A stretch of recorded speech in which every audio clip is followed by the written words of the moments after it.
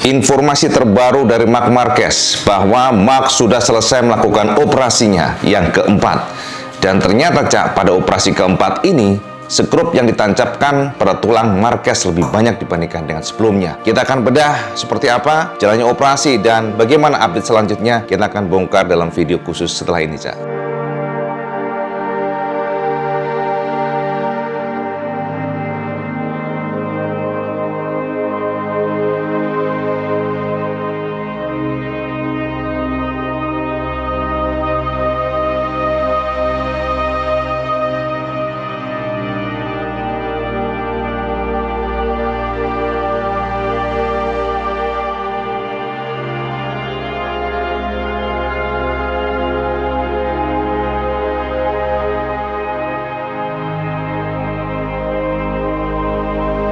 Assalamualaikum warahmatullahi wabarakatuh, Kang Bro. Pagi-pagi IWB sudah membuat video buat teman semuanya, memberikan update terbaru karena IWB juga mantau terhadap perkembangan operasi Marc Marquez. Karena ini adalah operasi krusial, operasi yang akan berdampak pada karirnya di masa depan di MotoGP. Operasi ini dipimpin oleh Dr. Sanchez, dokter yang memang dipercaya sebagai dokter luar biasa untuk memperbaiki tulang yang sudah, ya kita katakan porak-poranda aja ya. Kita tahu bahwa operasi ini adalah operasi keempat karena sebelumnya operasi Marc Marquez mungkin yang operasi yang ketiga yang lebih baik, namun Marquez belum bisa balapan sesuai dengan keinginannya, posisi tangannya, Cak. Jadi kalau sampean perhatikan, Marquez ini belum natural.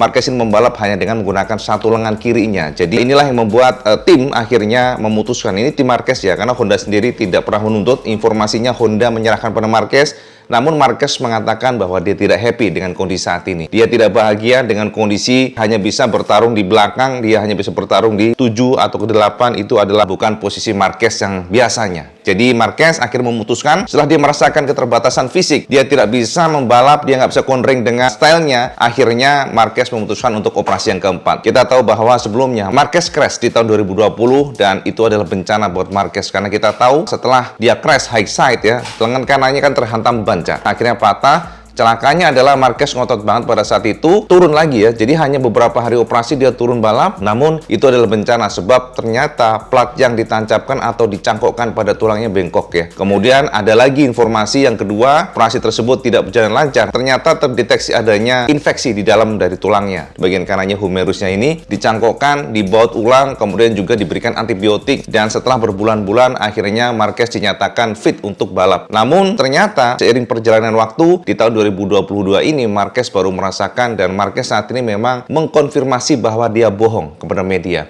Dia mengatakan dia fit, dia mengatakan dia oke. Itu sebenarnya untuk apa? Untuk mencegah banyaknya pertanyaan dari media. Karena dia nggak mau diingetin, dia nggak mau ditanya-tanya mengenai cederanya ini. Walaupun sebenarnya kondisinya memang satu, Marquez selalu mudah capek, itu yang pertama. Yang kedua, dia tidak bisa melakukan cornering dengan sewajarnya. Jadi kesulitan untuk masuk keluar tikungan dan ini membuat posisi Marquez memang selalu di belakang. Di luar daripada kemampuan motor Honda yang memang saat ini lost direction. Honda sudah tersesat, pengembangan motor RC terkendala dengan absennya Marquez. Dan kita tahu bahwa di tahun 2020 sampai dengan 2021, pengembangan RC termasuk mandek. Jadi konfirmasi dari HRC, development RC 213V sangat terkendala dengan tidak adanya Marquez sehingga mereka berpatokan pada pembalap yang notabene bukan pembalap utama. Dan sampai tahu sekarang kan hasilnya RC 213V yang sudah diimprove, evolusi lah kita sebutnya, semuanya berubah, engine-nya berubah, sasis berubah berdasarkan input dari Paul Espargaro. Namun ternyata malah saat ini karakter atau kekuatan Honda RC ini hilang. Jadi kita katakan bahwa Honda RC tidak seperti biasanya. Honda RC bukanlah seperti motor Marquez yang digunakan seperti sebelumnya. Jadi kalau saya perhatikan nih, Cak, Marquez kalau dia masuk tikungan pada generasi sebelumnya,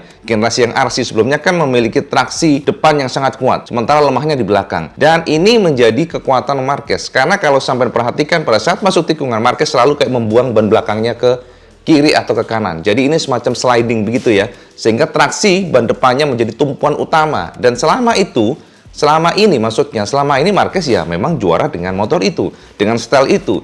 Dan motor RC memang tidak bisa digeber secara alon-alon, Cak. Jadi harus beringas, harus liar. Itulah kekuatan Honda RC yang memang saat ini sudah lost. Sudah kehilangan identitasnya karena karakter dari RC bukanlah kuat di belakang untuk traksinya, namun kuat di depan seharusnya. Dan ini menjadi semacam PR yang luar biasa buat tim HRC, sehingga pertama mereka akan fokus pada kesehatan Marquez, dan Marquez akhirnya memutuskan Honda memberikan izin untuk operasi, dan semalam akhirnya operasi sukses dilakukan. Operasi tersebut juga cukup lama, Cak, ya. Jadi ada sekitar 3 jam Marquez dibius total informasinya. Jadi dokter harus merekonstruksi ulang tulangnya, kemudian juga dokter Sanchez dan timnya mengatur ulang posisinya. Dalam rilisan resmi HRC hari ini, Cak, menyebutkan bahwa Marquez telah menyelesaikan operasi pada tulang humerus kanannya di Mayo Clinic, Rochester, Minnesota, Amerika. Dan tim dokter menganggap operasi ini sukses tanpa adanya indikasi negatif lain. Operasi tersebut dipimpin oleh Dr. Joaquin Sanchez Sotelo dan timnya. Operasi yang cukup rumit dan membutuhkan waktu selama 3 jam. Dokter telah melakukan osteotomi humerus dan tidak ada komplikasi yang sempat dikhawatirkan. Mark akan tetap berada di klinik selama beberapa hari mendatang untuk menjamin pemulihan pasca operasi sebelum kembali ke Spanyol untuk melanjutkan rencananya dalam perawatan intensif. Berikut kata dokter, "Hari ini kami memiliki kesempatan untuk mengoperasi humerus kanan Marc Marquez. Prosedur kami selesai dalam waktu sekitar 3 jam. Meskipun prosedurnya rumit, hasil itu memuaskan kami semua. Pembedahan terdiri dari melepas 2 skrup proksimal dari lutut, plat posterior, sebelumnya ditempatkan oleh Dr. Samuel Antuna pada Desember 2020, diikuti dengan osteotomi rotasional humerus. Prosedur tersebut melibatkan pembuatan potongan melintang tulang humerus untuk memutar humerus sepanjang sumbu. Jumlah rotasi yang dilakukan hari ini adalah sekitar 30 derajat rotasi eksternal, kemudian humerus distabilkan di posisi baru menggunakan plat anterior dengan banyak skrup. Pembedahan selesai dengan lancar. Kami ingin mengucapkan semoga Marc Marquez cepat pulih dan sukses kembali ke karir profesionalnya." Itu konfirmasi Dr. Sanchez, Cak. Jadi memang skrupnya lebih banyak ya informasinya.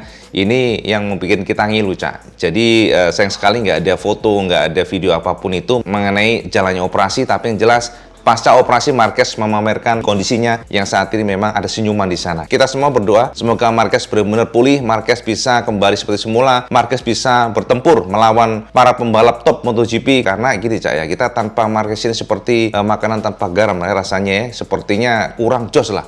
Karena kita melihat bahwa pembalap MotoGP sekarang ini ya rata, Cak. Tidak ada yang menonjol banget lah. Mungkin Fabio menonjol, tapi kalau kita komparasikan antara Marquez dan Valentino Rossi, ini kan sangat menonjol sekali. Kedua pembalap yang legendaris luar biasa. Ya kita belum sebut Marquez legendaris, tapi secara umum prestasinya akan luar biasa. Kalau kita bandingkan dengan pembalap yang saat ini berkompetisi, mulai dari Joan Mir, kemudian Fabio Quartararo, ya masih belum kita sebut sebagai the best lah di sana. Karena kita harus lihat berapa tahun ya dia bisa menjadi juara dunia dan seberapa besar poin yang dikumpulkan. Jadi itu konfirmasi dari Minnesota, Amerika, dan bisa dikatakan bahwa operasi Marquez disebut berjalan lancar. Kita berdoa semoga getting well dan operasi ini memang benar-benar membuat Marquez pulih seperti semula. Kita berharap demikian, Cak, biar terjadi pertempuran yang luar biasa seru. Dan kita juga berharap bahwa Marquez ke depan bisa memberikan direction yang benar buat tim HRC, sehingga RC lebih menggigit. Karena kita lihat RC 213V sudah tidak seperti motor pemenang di masa lalu. Kita tahu Honda selalu menjadi salah satu pabrikan luar biasa. Kita tahu bahwa Honda adalah benchmark untuk kemenangan atau prestasi di MotoGP. GP500 juga demikian,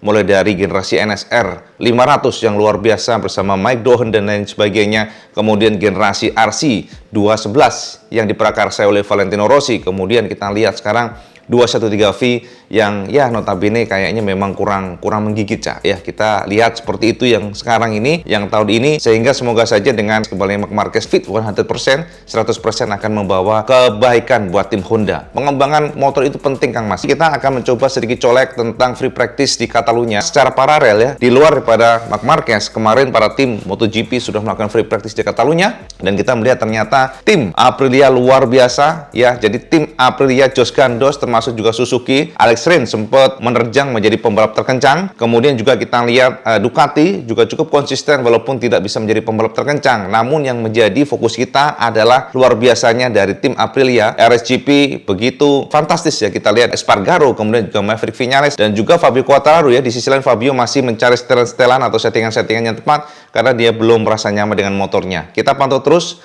dan untuk memberikan gambaran hasil free practice bisa sampai di tip di sini.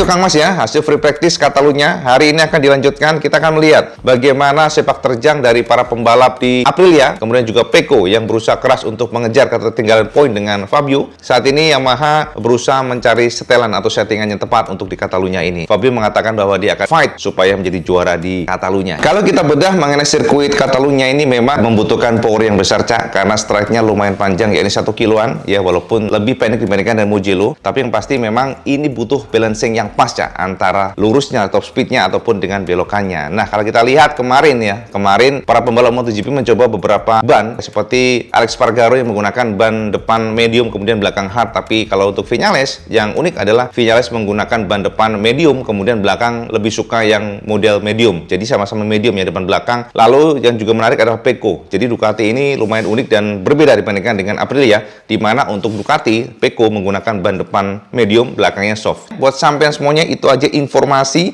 Kita akan sambung informasi lainnya. Jadi update yang terbaru, ternyata Marquez sudah kelar dioperasi dengan banyaknya skrup yang ditancapkan. Kita akan melihat perkembangan seperti apa, dan juga ternyata Catalunya akan menjadi tontonan menarik sebab Yamaha masih suffering, Fabio Quartararo masih berusaha mencari setting yang tepat, dan yang mencolok adalah Alex Spargaro. Kita lihat seperti apa. Matur nuwun, sampai sudah menonton video ini benaran, dan seperti biasa, Cak, kalau teman suka video ini, seman like, share, dan subscribe. Kecuali teman sholat 5 waktu, karena ini paling penting. Assalamualaikum warahmatullahi wabarakatuh. Salam sejahtera.